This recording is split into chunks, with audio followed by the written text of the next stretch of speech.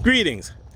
Taking a walk at the lake, and I started to think about beds. A few years ago, I decided it was time to buy a new mattress. My mattress had kind of flattened out. It wasn't doing it for me anymore. Actually, it hadn't really done it for me in at least 10, 12 years. I'd always been waking up in all kind of pain. So I went to a place and I paid almost $2,000 for a mattress.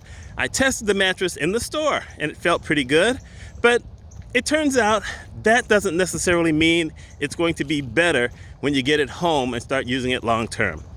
Probably took me about 3 weeks before the pain started coming back. But I had paid that kind of money for it, so I just dealt with it. So now we get to this year, 2021, and the pain I woke up in every single morning just started to get to me. So I went online and I found this kind of mattress topper where it said it had a certain kind of thickness, which is hard for me to interpret thicknesses like that. But it had this certain amount of thickness and it would give you comfort. So I decided to order it. It only cost me $50 or so.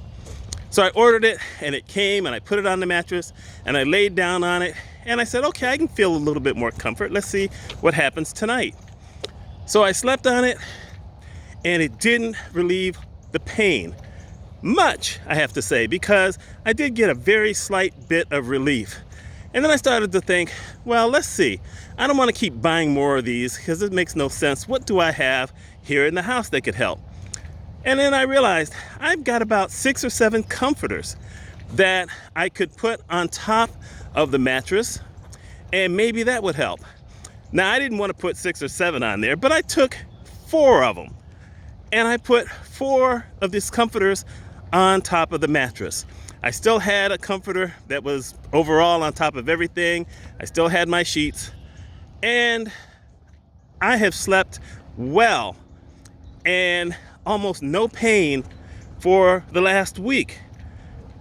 And the thing is that it didn't cost me any more money than it did getting those comforters, and all of those comforters are at least 4 years old, some of them 15, 16 years old, and it was a wonderful solution. And it was one of those kind of things where I thought about it and I said, a lot of times we are willing to kind of throw our money at things because it seems convenient and it seems like it's the thing to do. And throwing money at something does not always work. And I thought about that in the text or context of leadership. We're hearing these days about a lot of people who are having trouble hiring others because they want more money. And truthfully, I think that employees should at least be earning a living wage, and that there should always be ways for them to show that they deserve more by doing tasks and hitting certain milestones. But I also think that when it comes to employees, they also want a certain quality of life. And there's a lot of debate about whether people should be allowed to work at home or not. I think that that's a part of it that works well for people, especially if they have kids. But there are a lot of people who still want camaraderie. And I think that as leaders, people need to figure out ways to help their employees feel better about what they do at work and what they do for work, while making sure they have a living wage and have the opportunities to grow. And I understand that every place that you're at doesn't actually have enough leadership positions for everybody.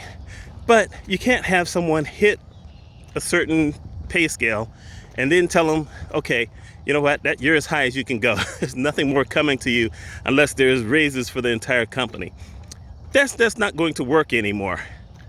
It's not always just about the money. It's about other things, but money does play a part in it. Still, I want to know what y'all think. So let me know your thoughts on this. My name is Mitch Mitchell. Hope y'all have a wonderful day.